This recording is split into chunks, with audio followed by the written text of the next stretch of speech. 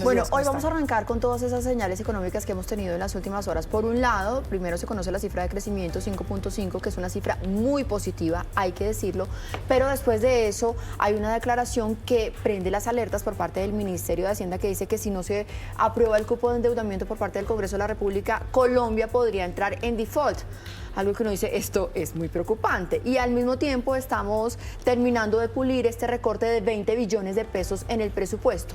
¿Cómo hacemos para ordenar todos estos datos económicos y explicarle a la gente qué es lo que está pasando realmente en nuestro país en materia de economía? Julio. Bueno, por un lado es un dato de la economía en agregado, el de crecimiento que reporta el DANE, y el mensaje sobre el default es sobre la capacidad del Estado únicamente, que es una parte importante, pero una parte de la economía colombiana. Entonces son, digamos, dos asuntos que uno puede separar. Es un dato alentador después de muchos meses y trimestres pues, de estancamiento, de retroceso en el crecimiento económico. Es una buena noticia, hay que matizarla, eso sí, con varios aspectos. El primero es que Semana Santa este año, el año de 2023 fue en abril, este año fue en marzo, entonces eso, digamos, dio más espacio para la actividad económica. Hay que hacer unos ajustes para desestacionalizar el dato, pero sigue siendo un dato positivo. Y lo otro es que también el año pasado, abril, fue un año especialmente malo en este indicador, y eso desde el punto de vista estadístico impulsa el dato este año. Y los sectores que más aportaron al crecimiento, que, digamos, no es tan positivo, el sector público y los servicios sociales, que crecieron casi 13%, o sea, la acción del Estado. Y el sector agrícola, ahí sí hay unas muy buenas noticias, minería y petróleo con un crecimiento del 7%. Por otro lado, lo malo es que la industria y el comercio siguen retrocediendo y son, pues, digamos, los dos pilares de la economía. Tiene que recuperarse la industria y el comercio para que veamos que este empuje no se quede en un dato puntual, sino que se convierta en una tendencia. ¿Y esa advertencia de que Colombia podría entrar en default?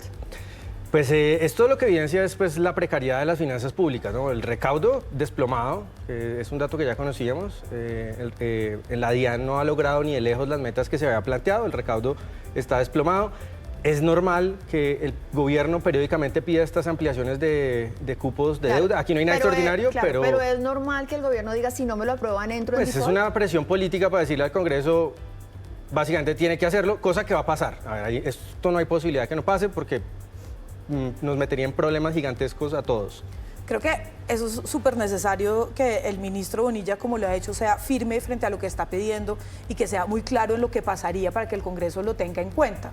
No es simplemente que esté ya llamando o presionando, no, sino que muestre las consecuencias de lo que pasa si el país entrara en default. Hay un par de cosas en los datos que resalta Julio, y por ejemplo en agricultura.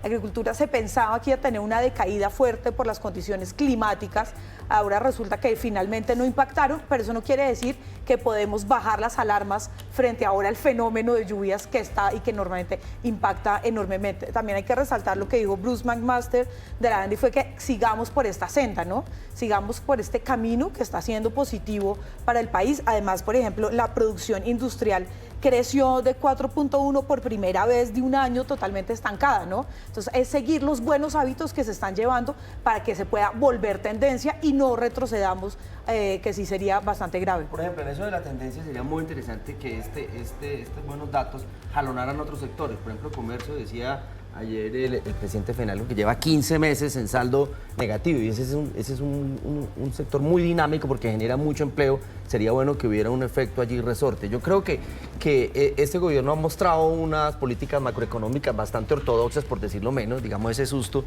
que había de que aquí íbamos a económico no se ha dado.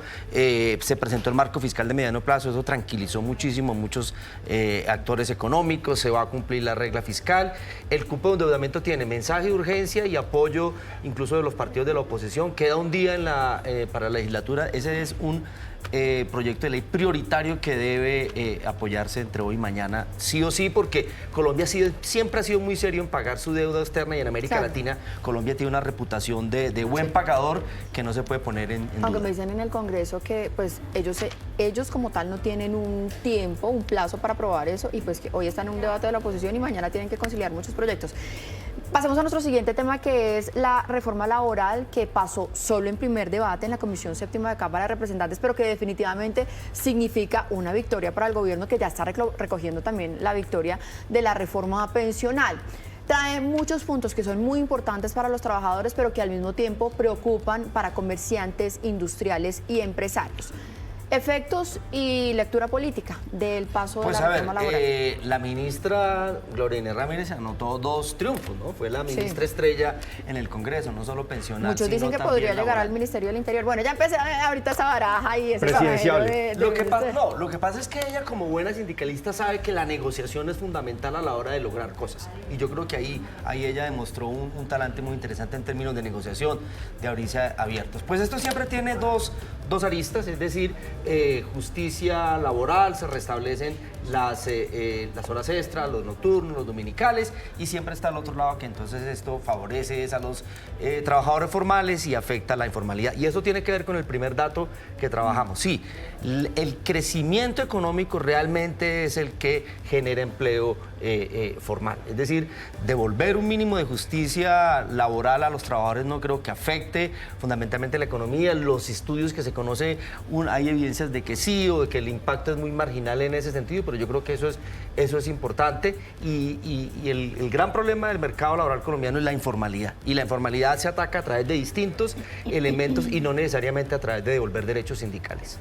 Yo creo que la ministra ha sido la ministra más eficaz en este gobierno. Y no solamente eso, sino que su eficacidad se ve porque ha llegado a consensos. Entonces, por ejemplo, estuvo en desacuerdo con algunas cosas que se modificaron del texto de la reforma frente a los derechos sindicales, pero ha cedido frente a otros. Entonces, ha sabido conciliar y ha sabido presentar una reforma y como hizo con la pensional, que ella puede llegar a acuerdos y que sus reformas pueden pasar, cosa que la mayoría de ministros del gabinete de Gustavo Petro no han logrado y dudo mucho que logren. Por ejemplo, como lo ha demostrado el ministro de Salud, ¿no? Entonces, ahí está esa contrabalanza muy interesante de esta mujer, que me parece que ha sido una gran ministra. Ahora, siempre está la balanza, ¿no? Los derechos de los trabajadores o los derechos del patrón y el empresariado. No, es que los dos tienen derechos y tenemos que equilibrar la balanza de los dos, y hay que equilibrar la balanza empezando por reconocer los mínimos de los derechos laborales de la poca gente que en este país está formalizada. Sí. Entonces, esto es fundamental y muy importante en la reforma. Hablan mis compañeros como si no hubiera regulación laboral en Colombia. Tenemos una regulación laboral bastante inflexible y los trabajadores en Colombia sí tienen derechos. No, es una reforma que va a agravar los principales problemas de la economía colombiana, ¿no? La informalidad, que es uno gravísimo, que ya lo mencionamos, pero también el problema de la inversión privada. Si usted le encarece a los inversionistas montar una fábrica, hacer un nuevo local, un centro comercial, lo que sea, pues es menos probable que esos proyectos se desarrollen. Entonces, pues no es una buena noticia, es una reforma que sí va en la misma línea de todo el proyecto político del Pacto Histórico, en el que nos han pintado a las empresas del sector productivo como los malos, pero no solamente, y de hecho no prioritariamente perjudica a los empresarios, perjudica a los trabajadores. ¿A quienes más perjudica? A los trabajadores que están en la informalidad, que según el Banco de la República o van a seguir en la informalidad, o muchos van a llegar a la informalidad. Volvemos con la mesa ancha y ahora vamos a hablar de un tema que está causando bastante revuelo y polémica en redes sociales, y es ese anuncio del presidente de la República de declarar, y él dice declarar el sombrero de Carlos Pizarro como patrimonio cultural. El Ministerio de Cultura acaba de hacer una aclaración y dice que no es declarar, sino reconocer, que son dos cosas distintas, por lo menos en el ámbito jurídico. En todo caso, se abre la polémica porque para muchos, incluido el presidente de la República, pues este es un símbolo de paz, porque Carlos Pizarro firmó la paz. Para otros es un desafío e incluso un desconocimiento a las víctimas del M-19. Juana. Pues creo que el presidente tiene razón en cuanto a que es un símbolo de paz, ¿no? Y porque Carlos Pizarro se presentó, hizo parte de una guerrilla, pero que asistió y fue fundamental en un proceso de paz que llevó a una constituyente. Entonces eso es imposible de no reconocer.